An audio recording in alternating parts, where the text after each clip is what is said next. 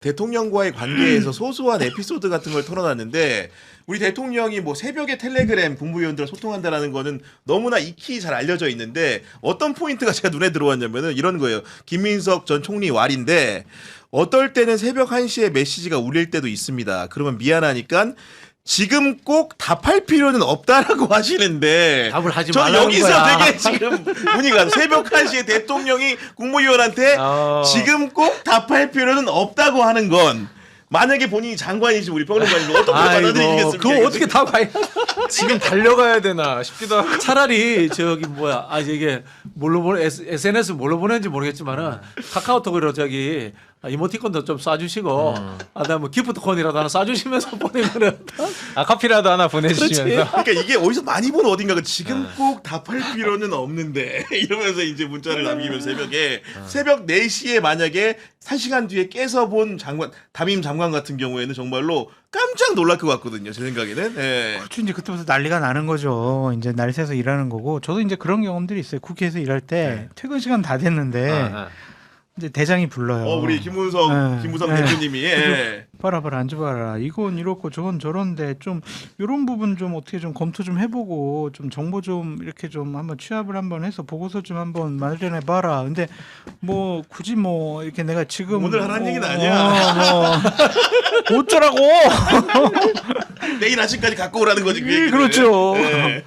그때부터 열심히 또 일해야죠. 날새가. 아니 근데 요거를 네. 김민석 총리가 어떻게 이렇게 그 상황을 설명하면서 자기 언어로 표현을 하느냐. 야 이것도 제주예요. 보내는 사람도 받는 사람도 시간 감각을 놓치는 거다. 이렇게 설명하면서 나 지금 몇 시인지 몰라. 야 잠자는 시간이 원래도 그렇게 제가 많지 않았는데 잠 안 자고 더 일했다. 준 것 같다. 쪼개진 것 같다. 이런 잠 안 얘기를 자고, 받더라고 보니까 이게 지금. 잠을 자지 않고 네. 일했다라는 이야기를 야 정말로 세련된 표현이에요. 보내는 사람도 받는 사람도 시간 감각을 놓치는 거다. 이런 표현 어떻게 나옵니까 이게 도대체? 김민석 총리하고 일을 해보면은 언제였더라 최고위원 때 잠깐 같이 일을 해본 적이 있어요. 탁월한 점이 있어요.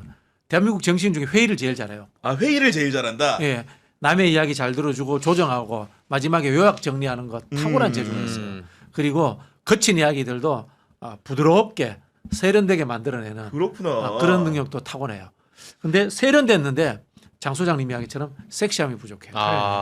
그건 보강해야 돼. 정치인으로서 대선에 도전하려면. 네. 그러니까 당 대표 되시고 나면은 보다 더 큰 정치인으로 거듭나기 위해서는 그 부분 꼭 보강하셨으면 좋겠고 제가 청와대의 주요한 관계자랑 만났을 때 이런 비슷한 얘기를 들었어요. 네.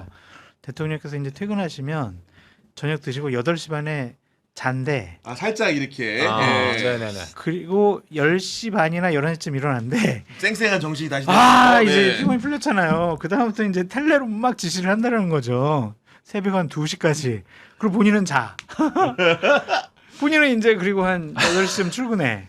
근데 텔레로 지시를 받았잖아. 그럼 그때부터 사람들은 날 새서 일할 수밖에 없다. 아니 어쨌든 간에 우리 공무원들은 사람들의 그 말씀대로 지금 5천만 명 국민의 몫을 하는 거기 때문에 네. 시간 관념 없이 열심히 일하는 뜻으로 받아들이면 좋다. 52시간! 이게 지금 민주당이 지금 뭐 청와대가 52시간이 아니 어디 특히 있어요? 이제 예. 정무직 공직자들은 죽기 아니면 살기로 일을 해야죠. 맞아요. 이 마지막 주제가 사실 개인적으로 너무나 중요하다고 생각해서 좀 이렇게 가져와 봤는데 네. 지금 내란 가담의 거부에서 훈장을 받은 것으로 알려진 조성현 전 육군 수도방위사령부 제1경비단장 대령이신데 네.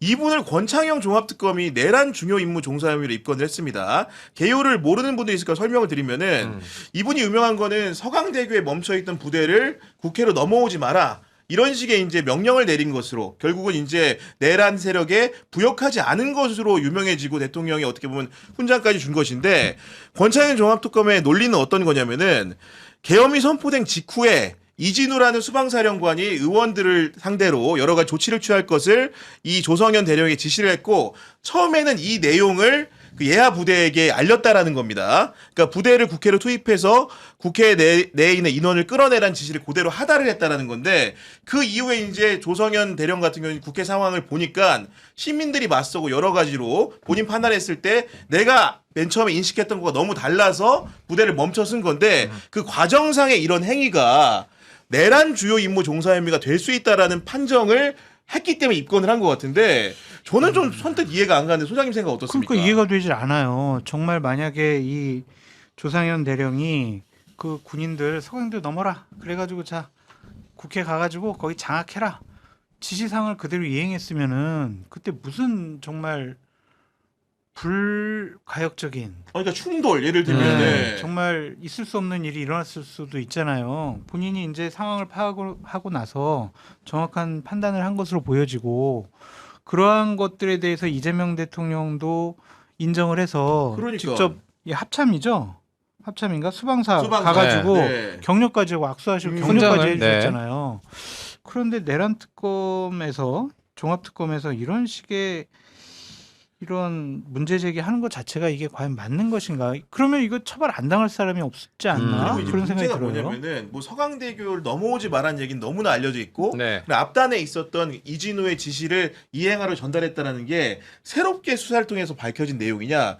제가 파악을 해보니까 의혹의 본체가 되는 내용이 이미 다 나온 얘기더라고. 네. 그러니까 어떤 거냐?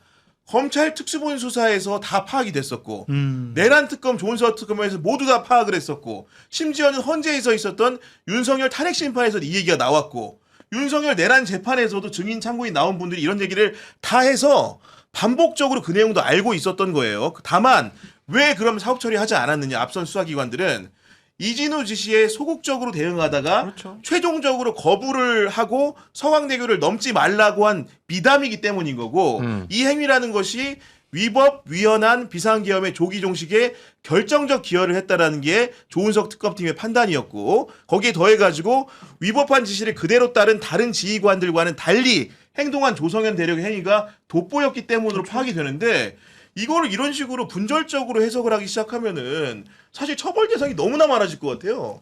그 초안지에 네. 항우가 항복한 진나라 군사 20만 명을 다 생매장 시켜버려요.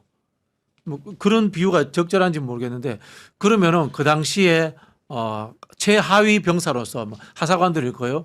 국회 본청에 들어왔던 사람들 다 구속해야 다 처벌해야 되네. 그렇지. 다 처벌해야 그렇죠. 되네. 네. 이게 군의 특수성을 이해하지 못했다는 측면이 하나 존재하고 두 번째는 이제 한국의 법조의 특징이잖아요. 맥락의 이해보다는 분절적인 그러니까, 네. 오희로서 모든 것을 처벌하려고 하는 경향들 이게 존재하는 것 같은데 군은 명령 복종 체계이기 때문에 명령에 복종하지 않으면 안 돼요.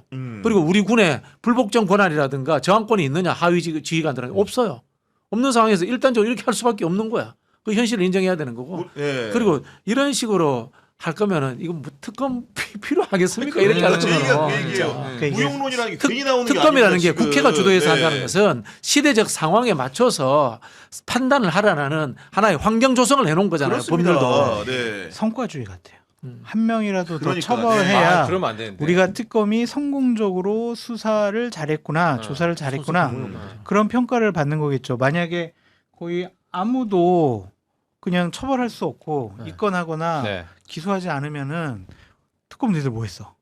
이런 얘기가 나올까봐 지금 건수 위주의 성과주의에 매몰돼 있는 것이 아닌가. 그런 그러니까 생각이 우리가 듭니다. 한동안은 그때 당시에는 이제 영웅이라고 칭했던 사람들이 그러니까 지금 시점에서 사실 홍장원 전 차장 같은 경우에도 지금 피의자로 입건이 돼가지고 10시간 맞아. 넘게 예. 수사를 받고 있는 내 상황인데 차례 조사 받았대잖아 지금. 야 이게 각도에 따라서 피의자냐 참고인이냐 혹은 영웅이냐가 이렇게 달라질 수가 있다면 저는 이미 지금 이거는 이 사건의 문제가 아니라요. 한국 사회를 지배하고 있는 법에 대한 인식 체계 우리 바꾸지 않으면 저도 그런 문제라고 한국 생이 봅니다. 망합니다. 네. 지금 뭔가 우리 룰 오브 로라고 하잖아요. 법에 의한 지배를 이야기하잖아요. 그거는 법을 도구로 쓴다는 뜻이지 법이라고 글씨 써놓고 거기서 법성 충성 이거 하라는 뜻이 아니야 지금. 우리가 법이라고 있지 않습니까? 써놓고 충성했던 게 그 윤석열 체제고 한국의 사법 엘리트들이 우리들에게 강요하고 있는 거예요. 법은 사람이 쓰는 도구일 뿐이에요. 그리고 조성현 대령이 사실관계 전해드리면은 지난해 2월에 윤석열 탄핵 심판에 증인으로 출석을 하셨고 어떻게 말했냐면 처음에 이진우한테 지시를 받았을 때 이렇게 말합니다. 솔직히 당시 일을 잘 이해하지 못했다. 처음에 상당히 지시를 받고 당황을 했다. 이렇게 했다라는 거고. 근데 일관된 메시지네요. 네, 시민들이 맨몸으로 군의 국회 진입을 막는 것을 보고선 부하들에게 군사적 행동을 시키는 게 부적절하다고 판단했다. 이런 말을 하고 있는 거고 본인만 그렇게 주장하는 게 아니라 서강대교 인근에서 대기 중인 부대장에 대한 그 검찰 특수본 차원의 참고인 조사가 있었는데 네. 그 진술 조서에도 어떻게 담겨 있냐면은 조성현 대령이 자신한테 상황이 이상하다. 서강대교를 넘어와서는 안 될 것 같다. 너희가 넘어왔을 때 시민들과 충돌하게 되면 크게 다친다. 이쪽으로 넘어오지 말고 인근에 대기하라고 지시했다는 진술까지 있는 거예요. 조성현의 진술만 있는 게 아니라 그 지시를 하달 받았던 넘어오지 말라고 받았던 그런 예하 부대의 부대장의 진술도 존재하는 거기 때문에 그럼 서강대교까지 부대를 출동시켰던 그 부대장도 처벌해야 되겠네요. 일단은 거기 오라고 거기다 출동했으니까. 왔으니까 거기까지. 예. 그럼 다 처벌해야 돼요, 그러면. 근데 아이고, 이날 영관급들이 어느 정도의 정보를 알고 그러니까 당시에 출동을 한 것인지도 확인을 좀 해봐야 될 것 몰라, 같은데요. 영광급 그래봐야 나이 이제 40이에요. 40. 그래요. 그러니까 네. 정말로 이런 부분들은 2차 종합특검이 다른 수사 잘하고 있는 것들도 있잖아요. 정말 이렇게 구분을 해가지고 너무 욕심내지 말고 우리 장소장님 얘기한 것처럼 처벌 만능으로 성과를 내기 위해서 하면은 나중에 본인들한테 돌아올 부메랑이 굉장히 클 수 있으니까 긴장하시라는 말씀을 드리면서